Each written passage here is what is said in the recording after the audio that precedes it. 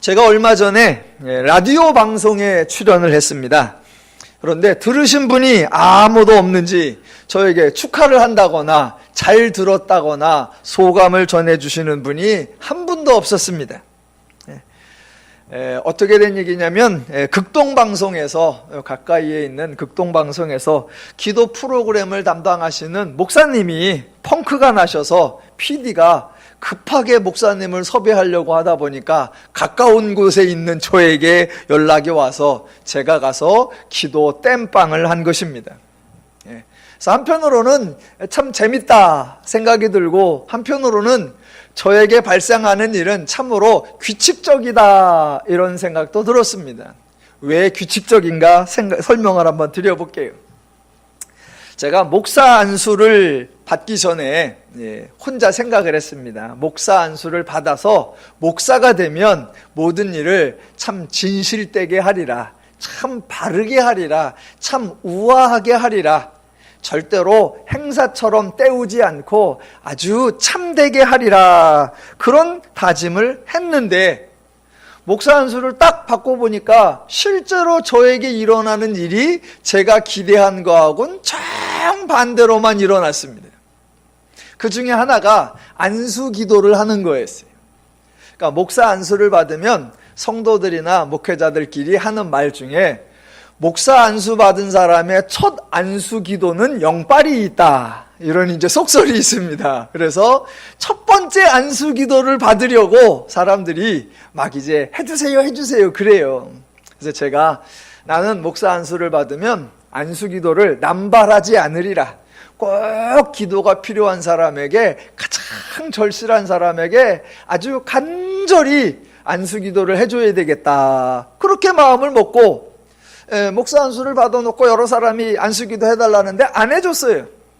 그러다가 한 2달이 지나서 여름 휴가를 맞았는데 제가 어느 지역에 휴가를 갔습니다. 그 휴가를 가서 지내니까 반바지에 나시티 입고 쓰레빠 신고 슈퍼를 가서 뭐 물건을 이렇게 사는데 갑자기 옆에서 누가 어머 목사님 그래요.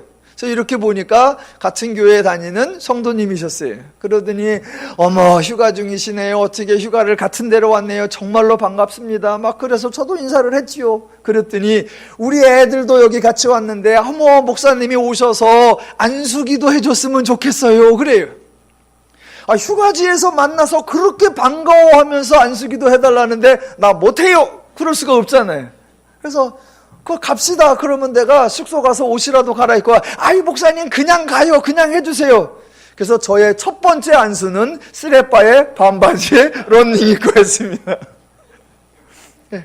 안수를 아주 진실되게 아주 간절하게 해주겠다는, 폼나게 해주겠다는 저의 예상은 아주 빗나갔습니다. 두 번째, 또 하나가 침례였습니다. 제가 목사 안수를 받으면 침례를 정말로 문답을 잘해서 저 사람이 구원을 받았는가 확인을 하고 앞으로 신앙생활 잘하겠다는 다짐도 받고, 그래서 정말로 믿는 자가 믿는 자에게 침례를 주리라 마음을 굳게 먹었고, 장소도 목욕탕 같은 데 말고 개울로 가거나 강으로 가거나 바다에 가거나, 그래서 정말 성경대로 한번 해보자 다짐을 했었습니다. 그랬는데 목사가 됐는데 어느 날 갑자기 출장을 가라고 오더가 떨어졌어요. 그래서 어딥니까? 가보면 안 돼. 그래가지고 부랴부랴 출장을 가보니까 군부대였습니다. 군부대에서 단체 침례식을 하는 그런 행사인데 원래는 담임 목사님이 가시기로 돼 있는데 다른 일정상 못 가셔가지고 부사역자가 땜빵하러 간 거예요. 그리고 가보니까 군대 목욕탕에 요만한 데다가 사람은 한 300명 군인들이 쫙 서 있는데 뭐 옷은 다 뻘개 벗고 겉에다가 가운만 하나 걸쳐놓고, 그래서 침례 문답 구원 받았느냐 한마디도 못 물어봤습니다. 교회 다니느냐 확인도 안 해봤어요. 그리고 서 있으니까 이렇게 와가지고 집어넣었다 뺐다 집어넣었다 뺐다, 그것만 그냥 한 100명 했습니다. 그래서 제가 첫 번째 침례 준 사람이 누군지를 몰라요. 그 사람이 구원을 받았는지도 몰라요. 교회 다니는지도 몰라요. 그래서 저의 침례에 대한 아름다운 꿈은 그렇게 깨졌습니다. 또 한 가지, 제가 이제 좀 38살에 목사 안수를 받았습니다. 그래서 목사 안수를 받고 나면 이제 결혼 주례도 요청이 이제 들어오니까 그러면 급하게 하지 말고 인생을 조금 더 살아서 40대 중반이나 50대 가면 그때 삶의 경륜도 있으니까 거기다가 하나님 말씀까지 겸해서 참 폼나게 참 축복되게 그렇게 주례를 한번 해야 되겠다. 이렇게 혼자 생각을 했는데 주례에 대한 저의 환상도 확 깨졌습니다. 이제 평상시 같이 교구 신방을 하러 가는데 저 신방을 인도하는 전사님이 오늘은 좀 특별하니까 그렇게 알고 계세요. 그래서 뭔지도 모르고 갔어요. 그랬더니 어느 냉면집 거실로 갑니다. 그러니까 홀로 가보니까 여러 사람이 모여 있어요. 그래서 이게 뭐예요? 그랬더니 오늘 이 가정이 재혼합니다. 그래요. 저보다 연배가 한 15살 이상 많으신 재혼하는 가정인데 외부에 소문 안 내고 두 부부하고 가족끼리가 그저 식당, 본인이 운영하는 식당 홀에서 결혼식을 하는 거예요. 저는 전혀 몰랐다가 저보다 어르신들의 폼나고 뭐나고 그런 거 하나도 없어요. 모든 결혼은 축하받아야 하지만 제 나름대로 약간 모양새가 좋았겠으면 좋겠다 그런 기대는 산산이 깨져버렸습니다. 제가 안수기도도 그렇고 침례도 그렇고 결혼 주례도 그렇고 제가 예상했던 거하고는 전혀 상황이 다르게 전개되는 거를 경험하면서 나의 목사로서의 사역은 폼나는 자리가 아니구나, 우아한 자태가 아니구나, 주인공의 역할이 아니구나 라고 알게 되었고, 하나님은 저를 그런 모습으로 사용하지 않는가 보다 확신을 하게 되었습니다. 그래서 이번에 방송 데뷔도 딱 몇 시까지 와주세요. 그리고 이런 거 준비하시면 됩니다. 폼나게가 아니라 급하게 혹시 시간 되세요? 빨리 좀 와주세요. 그리고 가서 방송 땜빵을 해서 이것도 나의 평상시 사역의 모습과 정확하게 일치하는구나 생각을 했습니다. 제가 저의 그런 사역에 대하여 하나 타이틀을 붙여놨어요. 누가 봐도 에이스급의 사역이 아니라 남의 땜빵이나 하고 있는 B급이구나. 그래서 제 인생을 B급 인생 또는 B급 사역이라고요. 근데 저는 그게 너무나 좋습니다. 내가 폼이 나는 것이 아니라 꼭 필요한 사람에게 도움을 주고 상대방에게 유익을 주는 저의 사역, B급 사역, 정확히 말하면 베스트 라이프 그렇게 생각을 합니다. 자, 저는 성경에 등장하는 인물들 중에 닮고 싶은 사람은 하나도 없습니다. 부러운 사람도 없고 모델이 되고 싶은 사람도 없는데 반대로 닮고 싶지 않은 사람은 한 명이 있습니다. 그게 누구냐면 바로 예레미야입니다. 예레미야는 절대로 닮고 싶지 않습니다. 왜냐하면 예레미야는 사역 말년에 많은 시간을 감옥에서 보냈기 때문입니다. 천만다행스럽게도 아직까지는 예레미야를 닮고 있지 않은데 말년을 조심해야 할 것 같습니다. 자, 예레미야가 성경에만도 감옥에 여러 차례 들어갑니다. 제가 한 두구절만 읽어볼게요. 32장 2절. 그때에 바벨론 군대는 예루살렘을 에워싸고 선지자 예레미야는 유다의 왕의 궁중에 있는 시위대들에 갇혔으니 이고. 37장 15절. 고관들이 노여워하여 예레미야를 때려서 서기관 요나단의 집에 가두었으니 이는 그들이 이 집을 옥으로 삼았음이더라 입니다. 감옥에 있으니까 상당히 무서웠었던가 봅니다. 38장 26절. 그들에게 대답하되 내가 왕 앞에 간구하기를 나를 요나단의 집으로 되돌려 보내지 마소서 그리하여 거기서 죽지 않게 하옵소서 하였다 하라 하니라 입니다. 감옥에 여러 차례 들어갔었고 매번 두려워했었나 봅니다. 오늘 본문 40장 1절도 사령관 느부사라단이 예루살렘과 유다의 포로를 바벨론으로 옮기는 중에 예레미야도 잡혀 사슬로 결박되어 가다가입니다. 그러니까 예레미야는 사역의 많은 기간을 수차례 감옥에 잡혀 있고 끌려다니고 그랬습니다. 이런 예레미야가 하나님의 예언자의 사역, 하나님의 선지자의 사역을 효과적으로 아주 잘 감당을 했을까요? 연말이 되니까 사람들이 한 해를 결산하면서 무슨 일 또는 어떤 일을 얼마나 했는가 점검을 합니다. 더 나아가 인생을 마무리 지을 때에도 한평생 나의 업적이 무엇인가 고민을 하기도 합니다. 저는 개인적으로 세상에서 너무 업적을 따지는 것에 대해 불편함이 조금 있습니다. 인생은 뭘 그렇게 업적을 남기려고 하나? 그저 하나님의 은혜를 누리며 멋있게 신나게 행복하게 사는 것으로 충분하지 않은가? 저는 그런 생각을 하고, 그래서 하나님이 정말로 감사한데 하나님은 성도에게 내가 무슨 업적을 남겼느냐, 무슨 공로를 남겼느냐라고 묻지 않으신다는 겁니다. 심지어 하나님은 인간에게 너는 이것을 해야 한다, 저것을 이루어내야 한다라고 과제나 숙제나 사명을 주신 적도 없다라는 것입니다. 그래서 실제로 성경을 읽어보면 어떤 특별한 업적을 이룬 사람에 대한 칭찬이 없고, 하나님도 각 사람의 업적에 따라 상이나 벌을 주신 적이 없습니다. 저희가 예레미야를 상고하고 있으니까 선지자들에 대한 경우를 한번 확인해 보겠습니다. 성경에 선지자들이 많이 있는데 책을 남긴 선지자들을 문서 선지자라고 해요. 그때 길게 쓴 사람을 대선지자 5명, 짧게 쓴 사람을 소선지자 12명, 그래서 기록을 남긴 선지자가 총 17명인데 이 17명의 선지자들 중에 자기가 예언하고 자기가 선포한 내용을 이루어낸 자, 성취해낸 선지자가 딱 한 사람뿐입니다. 자, 예언에는 경고의 예언과 축복의 예언이 있죠. 심판의 예언과 축복의 예언. 그 중에 경고의 예언은 주로 심판과 진노, 형벌에 관한 것으로서 그 경고를 함으로 너희가 지금 죄를 짓고 있는데 그 죄의 결과로 이런 심판이 올 거다. 내가 이렇게 알려주니 내 말을 알아듣고 행동을 고쳐서 제발 내가 말하고 있는 심판과 진노가 임하지 않도록 하라. 그렇게 권고하는 겁니다. 그렇다면 과연 선지자들이 사역을 잘 했는가?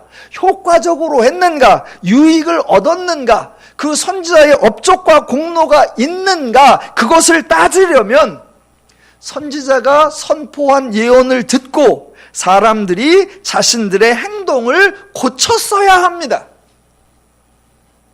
어떻게 되었을까요? 선지자들의 예언 사역, 선지자들의 선포 사역은 거의 실패율 99%입니다. 선지자들이 수십 년 동안 수십 번, 아니 수백 번 심판을 예언하고 돌아설 것을 요청했어도 백성들이 듣지 않았고 전혀 변하지 않았고 달라지지 않았습니다. 그래서 하나님이 제발 피하라고 알려준 심판의 내용들이 실제로 일어났고 나라가 패망했습니다. 그러니까 선지자들의 사역 효율 0%입니다. 0%. 만약 연말이라고 해서 선지자들에 대한 사역 평가를 내린다면 모두 낙제일 것입니다. 제가 성경을 보면서 재밌다는 얘기를 자주 하는데, 자, 또 하나 재미난 거 해볼게요. 대부분의 선지자들이 그렇게 경고의 예언을 했음에도 불구하고 백성들이 듣지 않아서 결과적으로 선지자 사역 실패입니다. 그런데 성경 중에 선지자들 중에 유일하게 사역에 효과를 낸 선지자가 있습니다. 사역에 효과를 낸 선지자, 그게 누구냐면 불순종의 아이콘, 하나님의 사명을 거부하고 도망쳤던 요나입니다.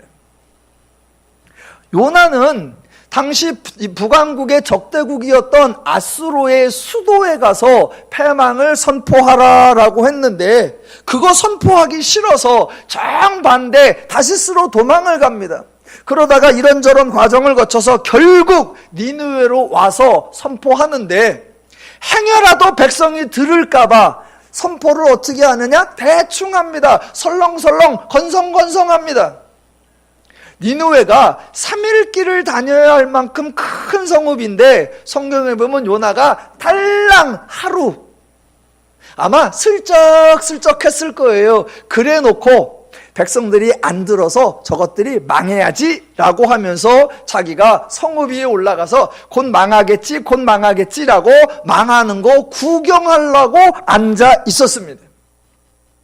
그런데 이게 웬일인지 니느웨 사람들이 요나의 말을 들었고요, 왕과 백성과 심지어는 짐승까지 금식을 하고 악한 길에서 돌이켜서 요나의 입장에서는 너무나 불행스럽게도 니느웨에 임하기로 했던 재앙이 내리지 않았습니다.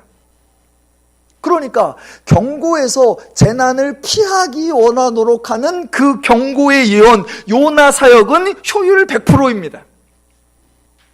연말이 되어서 요나 사역을 평가하면 요나는 성과급을 많이 받아야 됩니다. 그러니까 세상의 기준으로 보면 대부분의 선지자들은 연말에 해고되어야 하고 요나는 승진해야 합니다. 세상의 평가 기준을 들이대면 다른 선지자들은 순종했고 요나가 불순종했다, 그런 사실은 전혀 중요하지 않고 사역을 성취한 요나는 목표를 달성했다, 이 사실만 남게 됩니다. 그러니까 성경에 대하여 세상의 평가 기준을 들이대면 절대로 안 됩니다. 하나님의 평가 기준은 전혀 차원이 다릅니다. 하나님은 다른 선지자들이 순종했다고 칭찬하지 않았고 요나가 불순종했다고 화를 내지도 않았습니다. 반대로 다른 선지자들이 실패했다고 하나님이 파면시키지 않고 요나는 성과를 냈다고 하나님이 추가적으로 사용하지도 않았습니다. 왜냐하면 하나님은 하나님의 사역을 인간에게 위탁한 것이 아니었기 때문입니다. 하나님의 사역은 하나님이 하시는 거니까 인간의 순종이 하나님에게 도움이 되지 않고 인간의 불순종이 하나님에게 방해가 되지도 않습니다. 언제나 기억하셔야 합니다. 하나님의 사역 누가 하신다? 하나님이. 내 순종이 하나님의 사역을 더 빨리 더 크게 할 수 없고 내 불순종이 하나님의 사역을 더 늦게 망치게 할 수도 없다라는 겁니다. 그러면 꼭 질문을 하시겠죠. 그러면 우리는 뭐예요? 우리는 하나님의 일을 하는 사람들이 아니라 하나님이 행하시는 그 하나님의 사역에 초청되어서 그 하나님이 행하시는 사역을 체험하고 그 하나님이 이루시는 역사를 경험하고 그 모든 사역을 통해 하나님을 배우며 하나님의 은혜를 받는 것입니다. 안타깝게도 교회들이 늘 바쁘고 성도들에게 많은 일을 하도록 합니다. 왜냐하면 무엇인가 하나님을 위한 일을 해야 한다고 생각하기 때문입니다. 더누림교회는 정반대입니다. 여러분에게 뭔가를 지시하고 여러분에게 뭔가를 명령하는 일이 거의 없습니다. 왜요? 우리는 하나님의 일을 해내는 것이 아니라 우리를 위하여 일하시는 하나님을 보며 그 하나님을 배워가는 것이기 때문입니다. 안타까운 거는 많은 분들이 성경을 보면서 성경을 우리 방식대로, 세상의 방식대로 보아서 왜곡한다는 겁니다. 그러니까 성경을 보면서 한다는 말이 준비된 사람이 있었다, 충성한 사람이 있었다, 위대한 일을 한 사람이 있었다, 긍정적인 평가를 하기도 하고, 반대로 하나님께 거역한 사람, 하나님께 쓰임받았다가 버림을 받았다라는 부정적인 평가를 내리기도 합니다.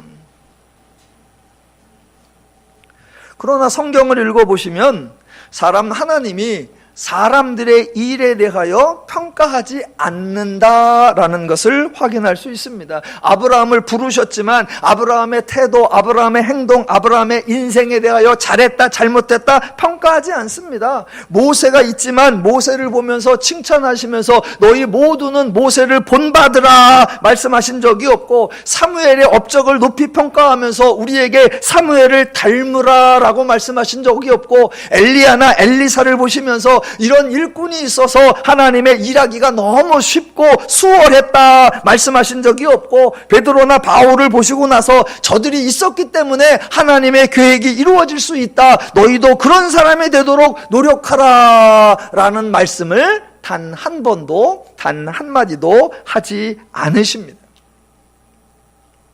저 여러분은 성도입니다. 성도라고 하면 세상의 기준과 가치와 방법을 가지고 성경을 읽는 것이 아니라 정반대로 성경의 기준과 가치와 방법으로 오늘 우리의 삶을 살아낼 수 있어야 합니다. 한 가지만 예를 들어볼게요. 우리가 하는 실수, 그리고 성경에 보여주는 성경의 모습 하나 비교해 보면, 설교자들이 성경에서 아주 나쁜 예를 듭니다. 하나님 말씀에 불순종한 사람, 절대로 본받아서는 안 될 사람, 그런 예에 뽑히는 대표적 인물이 누구냐? 이스라엘의 왕 사울입니다. 물론 사울이 여호와의 제사를 무시했고 하나님의 말씀에 불순종했고 자기의 승리를 자랑하려고 기념비를 세우기도 했습니다. 그런 일들이 있으니까 설교자들이 하나님께서 처음에 사울을 왕으로 세웠으나 더 이상 쓸 수 없어 사울을 버리셨다라고 말을 하기도 합니다. 그러나 성경을 읽어보면 사울은 죽을 때까지 왕의 자리에서 쫓겨난 적이 없습니다.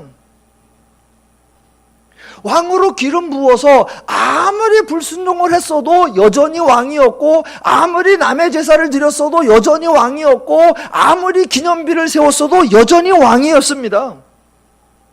사울이 불순종한 것은 맞긴 하지만 그렇다고 사울이 백성을 힘들게 하거나 백성을 곤고하게 만든 적은 없습니다. 자, 반대로 설교자들이 성경에서 아주 충성된 사람, 위대한 업적을 행한 사람의 상징으로 뽑는 대표적 인물이 이스라엘의 성군 다윗입니다. 물론 다윗이 전쟁에서 승리를 했고 영토를 확장하고 나라의 안정과 번영을 이루는 업적을 만들어냈습니다. 큰 공로를 세웠습니다.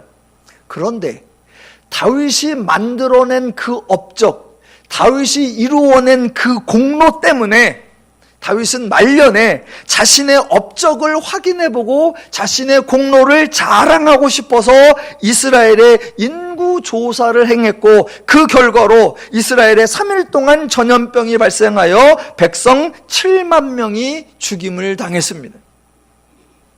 업적이 화근이 되었고 공로가 불행의 씨앗이 된 겁니다. 자, 사울과 다윗을 비교해 보면 사울 때문에 백성이 힘든 적이 없습니다. 사울 때문에 억울한 일을 당한 백성이 없습니다. 그런데 다윗 때문에 억울한 죽임을 당한 사람이 한둘이 아닙니다. 다윗 때문에 무고한 백성 7만 명이 죽어나갔고 허다한 백성이 전염병에 시달렸습니다. 제가 사울 편을 들고 다윗을 비난하자는 것이 아니라 제발 세상의 기준으로 성경을 평가하지 말고 세상의 방법으로 오늘날 저와 여러분의 삶을 평가하려고 하지 말자라는 겁니다. 예레미야가 무슨 엄청난 사역을 행했고 예레미야가 무슨 엄청난 공로를 만들어냈습니까? 그런 거 없습니다. 그러나 하나님은 예레미야를 나태하다고, 왜 이렇게 게으르냐고, 왜 아무것도 이루어내지 못했냐고 책망하지 않습니다. 하나님은 저와 여러분의 삶도 평가하지 않습니다. 반대로 하나님은 저와 여러분의 삶을 응원해 주십니다.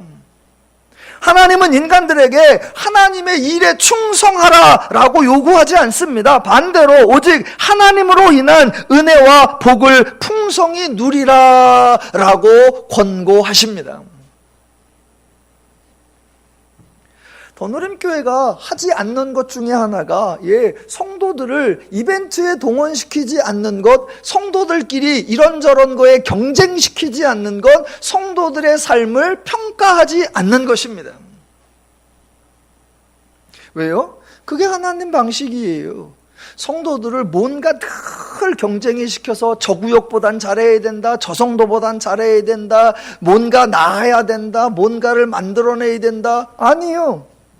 하나님의 말씀은 온데간데 없고, 하나님의 마음과 심정 온데간데 없고, 온갖 이벤트만 풍성한 거 아니요. 성경은 그게 아니라 하나님의 일하심을 보고 하나님을 깨닫고 하나님의 은혜를 누리며 살아라. 그게 성경의 권고요, 성경의 가르침입니다. 오늘 본문을 통해서 다시 한번 확인해 보겠는데 39장 1절. 자, 제가 일단 3절까지 읽어볼게요. 유다의 시드기야 왕의 제9년 열째 달에 바벨론의 느부갓네살 왕과 그의 모든 군대가 와서 예루살렘을 에워싸고 치더니 시드기야의 제11년 넷째 달 아홉째 날에 성이 함락되니라. 예루살렘이 함락됨에 바벨론의 왕의 모든 고관이 나타나 중문에 앉으니 곧 네르갈 사레셀과 삼갈 레부와 내시장 살스김이니 네르갈 사레셀은 궁중장관이며 바벨론의 왕의 나머지 고관들도 있더라입니다. 그동안 유다의 왕 이름만 나와도 어색하고 불편했는데 바벨론의 왕과 고관들 이름까지 등장하니까 당황되실 겁니다. 그러나 자꾸 들으시고 자꾸 읽으시면 익숙해질 겁니다. 자, 하나님이 예언을 주셨고 예레미야도 감옥에 갇히면서도 열심히 예언을 선포했지만 유다의 왕과 고관과 백성들 중에 어느 누구도 하나님의 말씀을 듣지 않았고 그 결과 불행하게도 하나님의 말씀이 모두 이루어져서 바벨론이 쳐들어왔고 이스라엘은 망하게 되었습니다. 심판의 예언, 저주의 예언은 하나님이 반드시 심판하겠다, 하나님이 기필코 형벌을 내리겠다는 의지가 아니라 너희들이 죄를 짓고 있고 곧 이런 결과가 오니 제발 피하라는 경고의 예언이라고 말씀을 드렸습니다. 그래서 실제로 경고의 예언이 이루어지면 하나님 말씀대로 되었구나, 아멘 할 것이 아니라 백성들이 기어코 불순종하여 결국 불행한 일이 닥쳤구나라고 슬퍼하며 탄식해야 합니다. 자, 어떤 결과가 임하였는지 4절로 10절에 예언에 성취되는 내용이 조목조목 아주 상세하게 기록되어 있습니다. 4절로 10절. 유다의 시드기야 왕과 모든 군사가 그들을 보고 도망하되 밤에 왕의 동산길을 따라 두 담 샘문을 통하여 성읍을 벗어나서 아라바로 갔더니 갈대아인의 군대가 그들을 따라 여리고 평원에서 시드기야에게 미쳐 그를 잡아서 데리고 하마 땅 림나에 있는 바벨론의 느부갓네살 왕에게로 올라가매 왕이 그를 신문하였더라. 바벨론의 왕이 림나에서 시드기야의 눈앞에서 그의 아들들을 죽였고 왕이 또 유다의 모든 귀족을 죽였으며 왕이 또 시드기야의 눈을 빼게 하고 바벨론으로 옮기려고 사슬로 결박하였더라. 갈대아인들이 왕궁과 백성의 집을 불사르며 예루살렘 성벽을 헐었고 사령관 느부사라단이 성중에 남아있는 백성과 자기에게 항복한 자와 그 외에 남은 백성을 잡아 바벨론으로 옮겼으며 사령관 느부사라단이 아무 소유가 없는 빈민을 유다 땅에 남겨두고 그날의 포도원과 밭을 그들에게 주었더라입니다. 하나님은 예언하시면서 제발 피하라고 했는데 안타깝게도 예언한 대로 다 이루어졌습니다. 그때 하나님의 심정이 어떠하실까요? 과연 모든 것이 내 말대로 이루어졌다 흐뭇해 하실까요? 아니면 현놈들 내 말 안 듣더니 된통당하는구나, 쌤통이다 고소해 하실까요? 전혀 그렇지 않지요. 하나님이 속상하고 안타까우실 겁니다. 그러면 하나님이 속상하고 안타까우면 그 하나님의 심정을 어떻게 드러내실까요?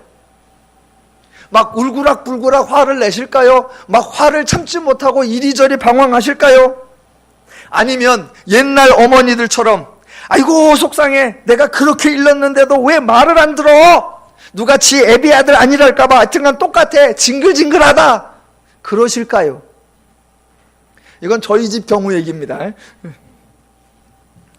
저희 집에서 자녀들이 뭔가 부모님 기대에 맞지 않아서 책망을 시작하시면 처음에는 학교에서 그렇게 배웠냐, 뭐 어쨌냐 이러고 나옵니다. 그래도 책망이 길어지면 언제 끝나나 저희가 이제 듣고 있죠. 그러면 끝났다! 이걸 알아차리는 우리 어머님의 멘트가 있습니다. 그 멘트가 이제 하여튼간 지혜비 아들 아니랄까봐 꼭 지혜비 닮아서 그 얘기 나오면 끝이에요. 이제 남편 흉을 그렇게 보긴 했었죠. 하나님이 뭐 그런 식으로 분풀이를 하실 리가 없죠. 그렇다고 하나님이 아무 말도 안 하시고 아무 반도 안 하시고 그냥 내버려 두실까요? 또는 뭐 지가 당해보면 생각하는 게 있겠고 힘들면 깨닫는 것이 있겠지, 그러시면서 하나님이 약속하신 세월이 가기만을 기다리실까요? 우리도 늘 주변에서 고민하는 일입니다. 우리가 가정에서 자녀를 키울 때나 직장에서 후배나 직장 직원들, 동료들을 대할 때 내 기대, 내 예상과 다른 행동을 하는 거, 그럴 때 어떻게 반응해야 할까? 고민이 되실 겁니다. 대놓고 직접 화를 내야 하나? 불러놓고 조곤조곤 따져봐야 하나? 아니면 뭐 자기 일한 거 자기가 결과를 당하니까 나는 모른 척 해야지 내버려 두어야 하나? 어떻게 하셨는지 성경을 통해 배워보겠는데, 참 하나님은 정말 재미있으신 분이고 정말 우아하신 분이고 정말 친절하신 분이, 저는 세상의 모든 사장님이 우리 하나님 같으셨으면 좋겠어요. 하나님은 방치하지도 아니하고 그렇다고 대놓고 꾸짖지도 아니하십니다. 만약 하나님이 직설적으로 대놓고 하시면 그 지적받는 사람이 불편해하거나 매우 불쾌해할 수 있습니다. 그래서 하나님은 가르치긴 가르쳐야 되겠는데 상대방이 불편하거나 아프게 해서는 안 되겠고, 그때 쓰시는 방법, 하나님이 돌려서 말하기, 하나님이 다른 등장인물과 다른 표현을 사용하셔서 흔히 말하는 역설 또는 반전, 이런 걸 만들어 내신단 말입니다. 그러니까 여러분은 성경상에서 하나님은 이렇게 말씀하고 싶으신데 듣는 사람이 가슴 아플까봐 우회적으로 말씀하시는구나 라는 것을 눈치채셔야 합니다. 지금 그 장면이 39장 1절로 10절까지의 이스라엘이 패망하는 모습이 소개되었고, 이어서 11절부터 40장 6절까지의 세 번에 걸쳐서 하나님의 반응, 하나님의 교육, 특별히 하나님의 역설적 가르침이 등장합니다. 제가 읽어드릴 테니까 들어보시면 듣는 순간 야, 절묘하고 야, 기가 막히고 하나님은 이렇게 교육하시는구나 라는 걸 느끼셔야 합니다. 그걸 느끼시고 깨달으시면 우아한 교육, 친절한 교육이 되는 거고, 그렇게 말씀하셔도 깨닫지 못하면 세상 방식으로 몽둥이가 약입니다. 그래서 잘 한번 들어보시기 바랍니다. 첫 번째, 하나님이 사용하신 역설 제1탄. 자, 그게 11절부터 14절까지입니다. 일단 읽어볼게요. 어디에 역설이 있나, 뭐가 하나님의 우회적 교육인가 눈치를 채시기 바랍니다. 39장 11절. 바벨론의 느부갓네살 왕이 예레미야에 대하여 사령관 느부사라단에게 명령하여 이르되, 그를 데려다가 선대하고 해하지 말라. 그가 네게 말하는 대로 행하라. 이에 사령관 느부사라단과 내시장 느부사스반과 궁중장관 네르겔 사레셀과 바벨론 왕의 모든 장관이 사람을 보내어 예레미야를 감옥들에서 데리고 사반의 손자 아히감의 아들 그데랴에게 넘겨서 그를 집으로 데려가게 하매 그가 백성 가운데 사니라 입니다. 자, 역설이 읽어지셨습니까? 자, 설명을 드리자면 지금 등장인물이 바벨론의 느부갓네살 왕, 그리고 바벨론의 사령관 느부사라단, 그리고 감옥에 있는 예레미야인데, 말하는 사람이 바벨론의 왕 느부갓네살입니다. 자, 이 왕이 자기 사령관 느부사라단에게 예레미야를 찾아가라 그러면서 하는 말인데, 그 말의 핵심 포인트가 어디 있느냐? 12절. 그를 데려다가 선대하고, 더 중요한 거, 해하지 말며 정말 중요한 거, 그가 내게 말하는 대로 행하라 입니다. 제가 성경에 이런 패턴을 여러 번 설명드려서 여러분도 이제 눈치를 다 채셨을 겁니다. 하나님의 선지자 예레미야가 하나님의 예언을 선포해도 하나님의 백성인, 하나님의 왕인 시드기야 고관 백성들 아무도 듣지 않고 아무도 그것을 따르지 않았습니다. 도리어 하나님의 선지자를 잡아서 옥에다 가두고 너는 더 이상 하나님의 예언을 선포하지 말라라고 중단시켰습니다. 그게 여호와의 백성이 여호와의 선지자를 대한 태도입니다. 그런데 지금 여호와의 백성이 아닌 이방 나라 바벨론의 이방인 느부갓네살 왕이 예레미야에게 대하여 자기 부하 느부사라단에게 하는 말이, 하나는 선대하고 해하지 말라이고 정말 중요한 거 하나는 그가, 즉 예레미야가 네게 말하는 대로 행하라입니다. 하나님이 가장 기대했던 반응이 바로 이것이었습니다. 하나님이 굳이 선지자를 파송하셔서 예언을 선포하신 이유도 이것이었습니다. 내가 예레미야에게 하나님의 뜻을 알려주노라. 그러니까 너희는 예레미야가 하는 말을 듣고 그대로 행하라. 그리하면 너희가 살리라 였습니다.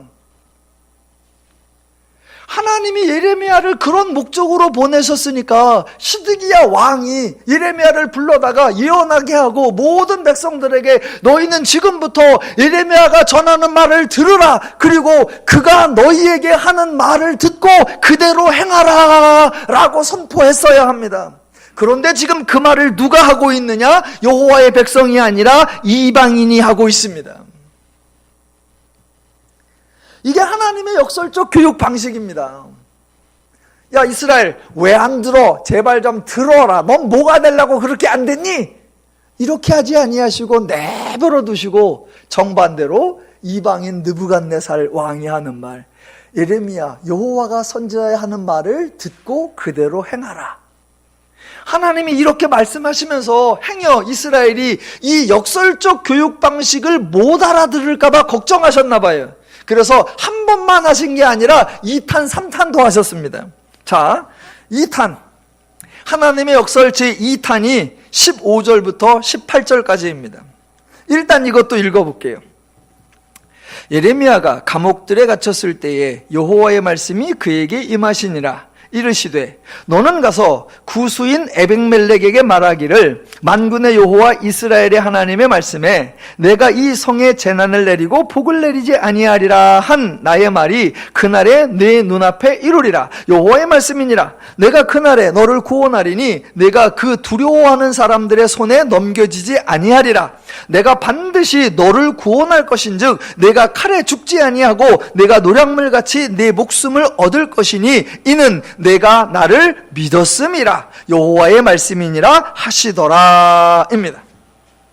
그러니까 이번에도 등장인물과 상황 배치가 아주 재미있는데 이 디테일을 놓치시면 안 됩니다. 자, 지금 예레미야가 감옥에 갇혀 있습니다. 평상시가 아니라 바벨론이 쳐들어와서 온 성이 함락되는 상황, 서로 자기 살기 바빠서 감옥에 있는 사람을 신경 쓸 여유가 없는 상황입니다. 이때에 하나님이 가장 급한 게 뭐여야 됩니까?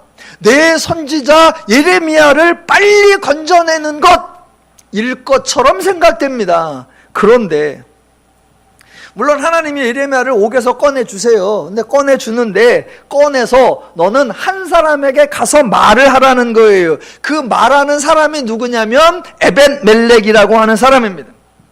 예레미야야 너를 건져줄 테니까 시드기야 왕에게 가서 말하라. 고관들에게 가서 말하라. 백성들에게 말하라가 아니라 구스인 에벳멜렉에게 말하라 라는 겁니다.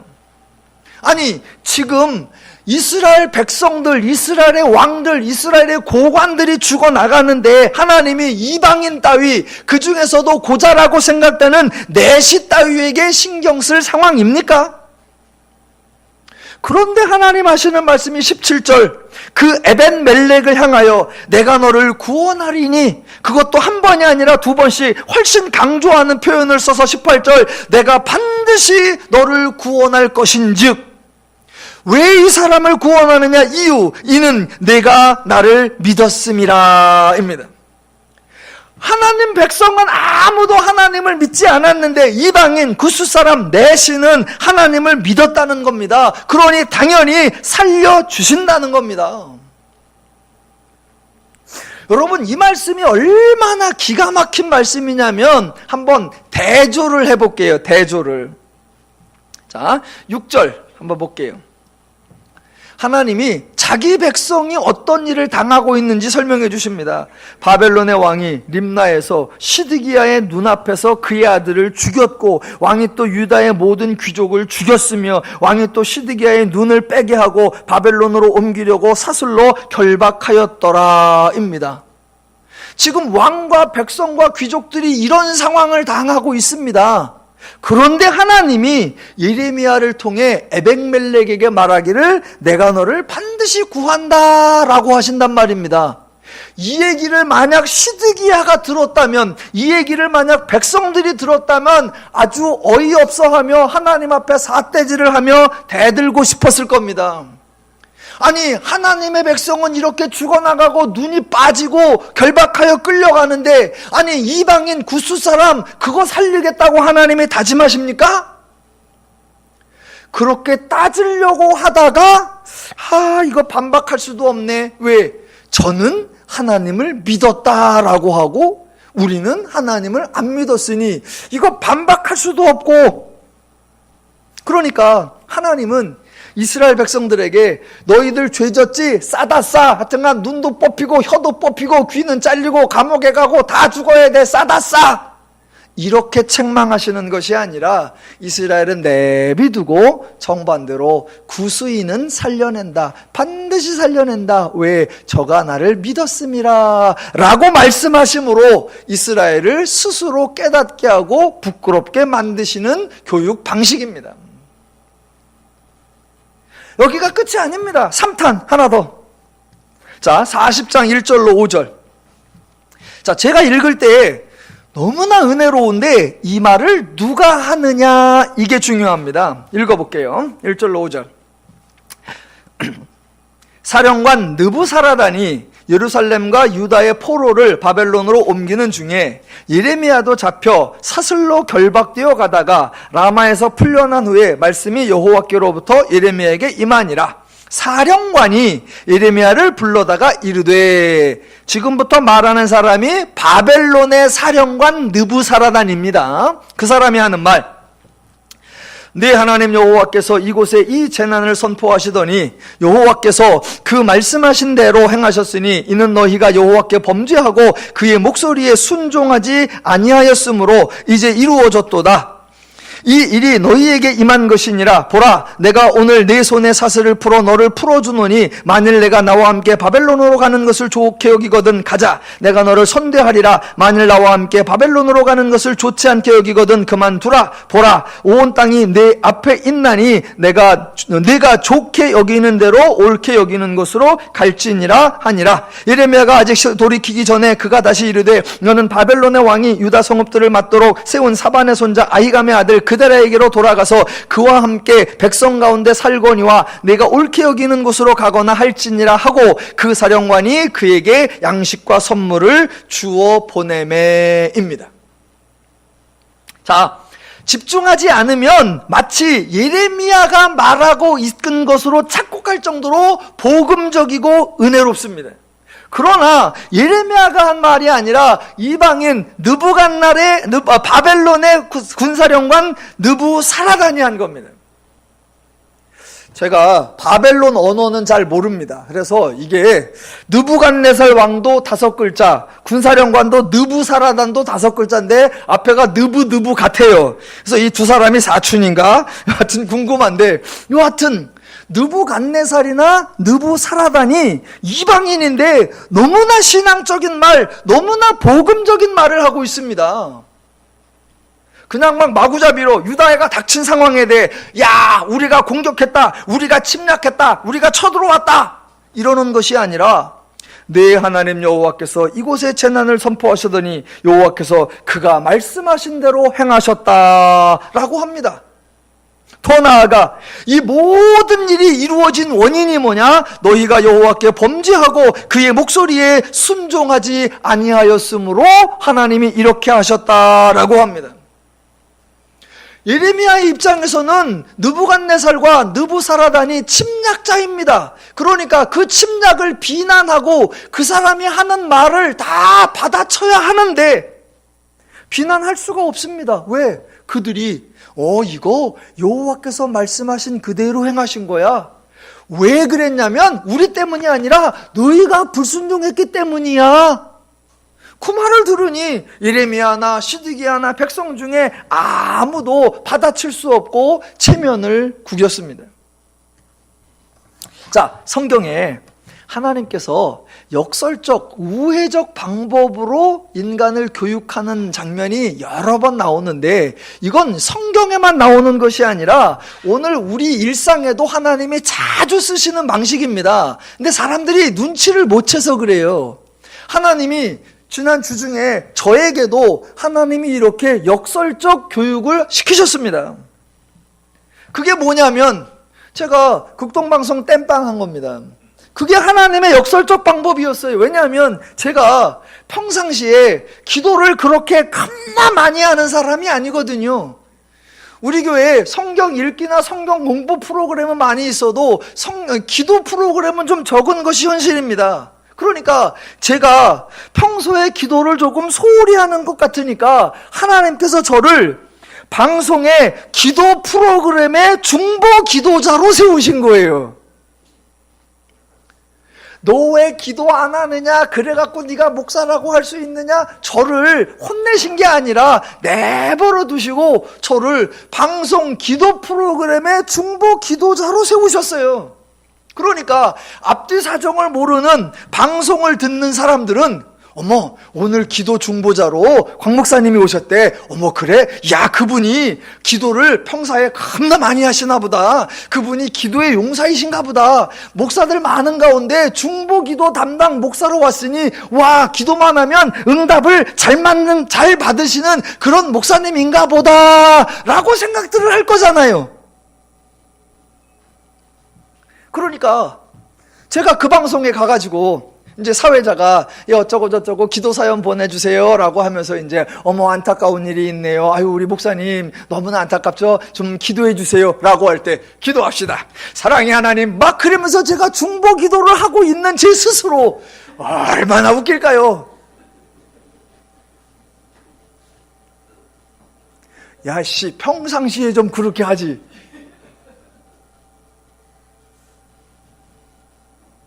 그러니까 그 기도 프로그램을 끝나고 한 30분간 했는데 30분에 한 7, 8번 한 것 같아요. 기도 그거 끝나고 나오면서 제가 얼마나 부끄럽고 제가 얼마나 민망하겠습니까? 누군가 만약 그 방송을 들었다면 그래서 어머 기도를 너무 은혜롭게 잘하시네. 그분 누구세요? 그래갖고 만약 저를 찾아갖고 목사님 기도가 힘이 됐습니다. 목사님이 정말 기도를 잘하세요. 목사님 참 기도의 용사세요. 라고 만약 전화라도 왔다면 제가 얼마나 낯이 부끄럽겠습니까? 근데 그게 하나님의 역설적 기도시키는 방식이세요.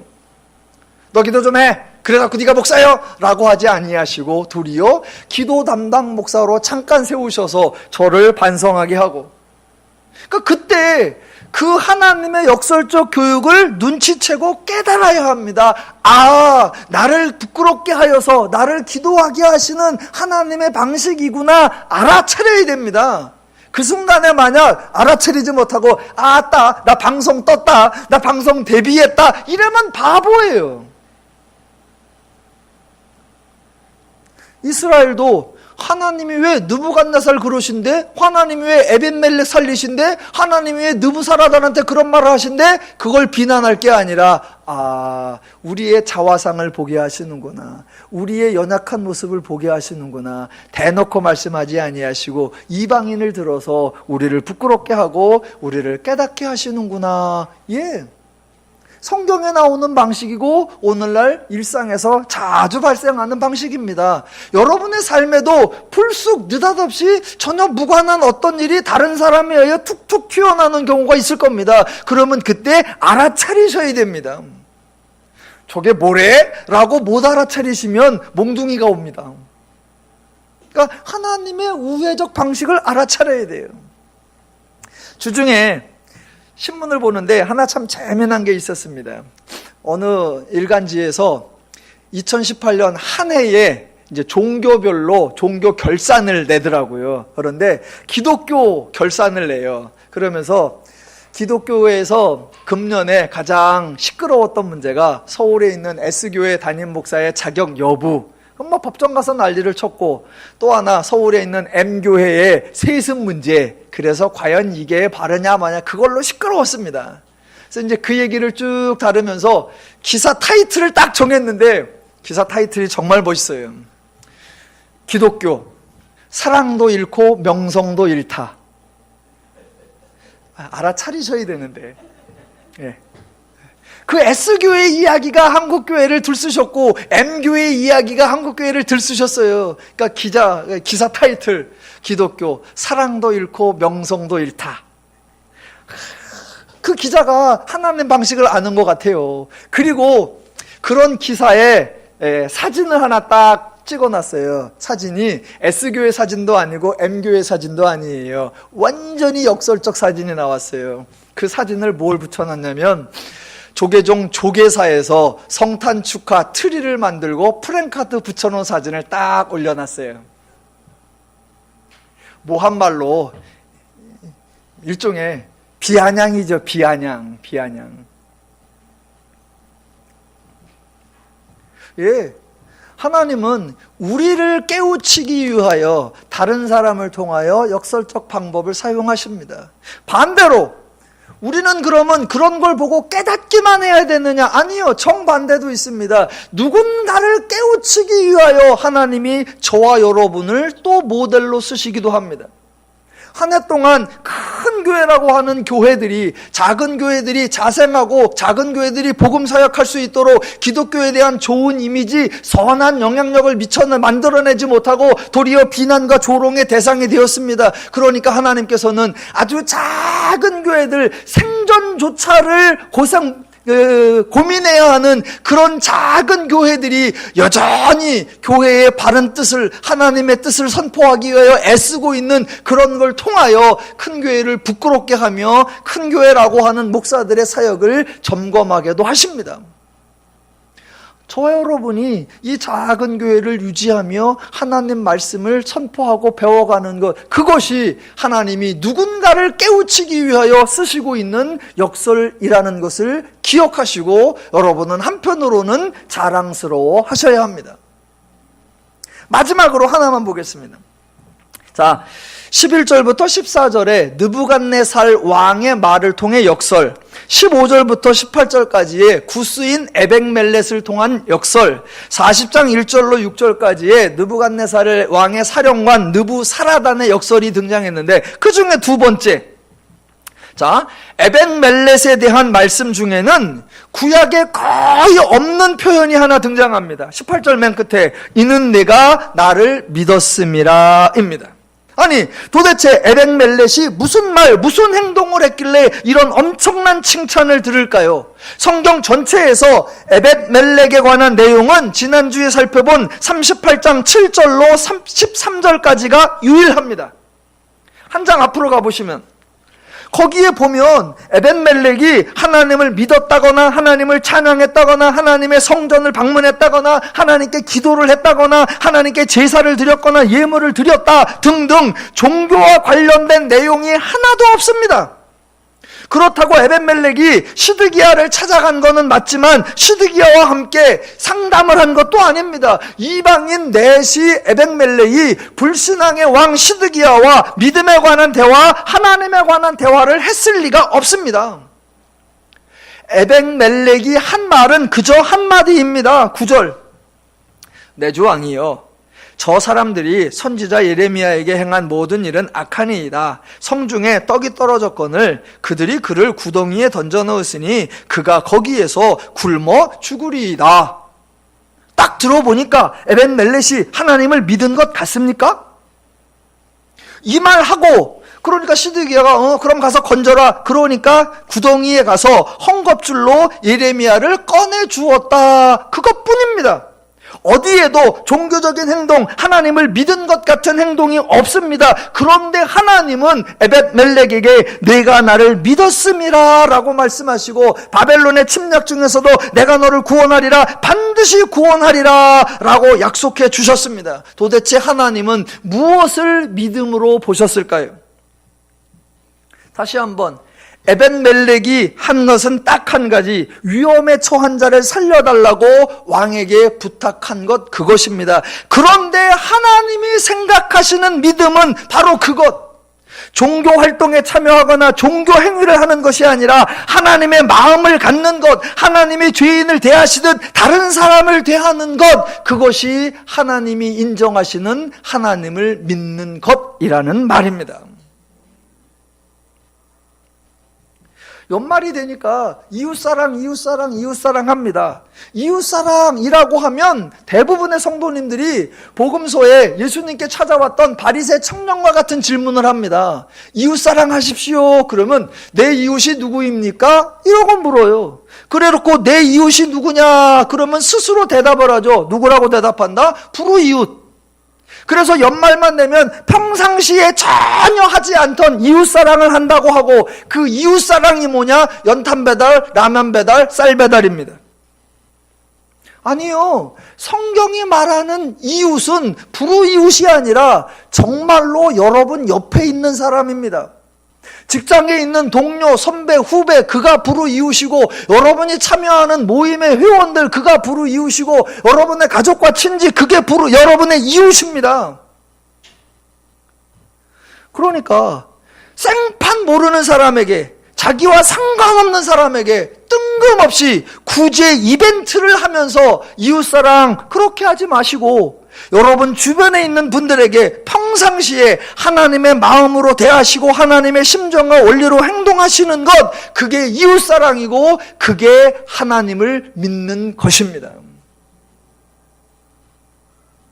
에벳멜렉을 통하여 저 여러분에게 가르쳐 주시는 게 그겁니다. 온갖 종교 행위와 온갖 종교 활동에 참여하는 것이 아니라, 내가 지금 왕의 옆에 있는 구스인 내시인데, 왕에게 말씀을 전했던 예레미야가 감옥에 있네.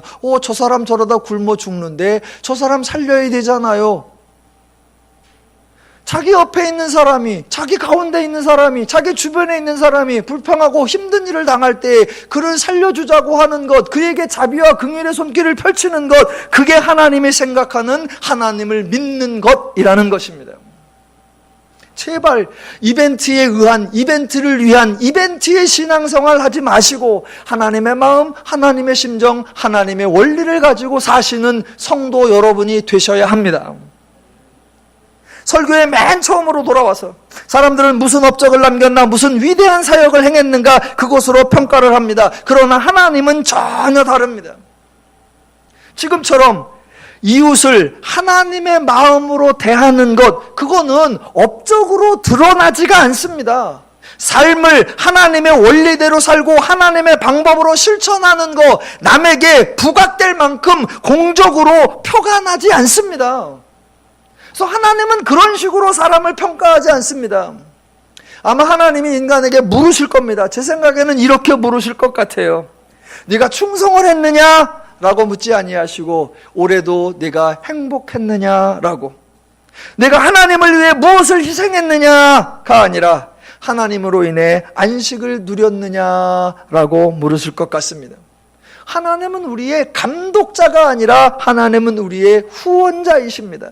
하나님을 바로 알고 하나님의 마음을 더 넓게 가져서 날마다 하나님으로 인해 즐거움과 기쁨과 화평과 행복을 누리며 나누는 삶 되시기를 주님의 이름으로 축원합니다.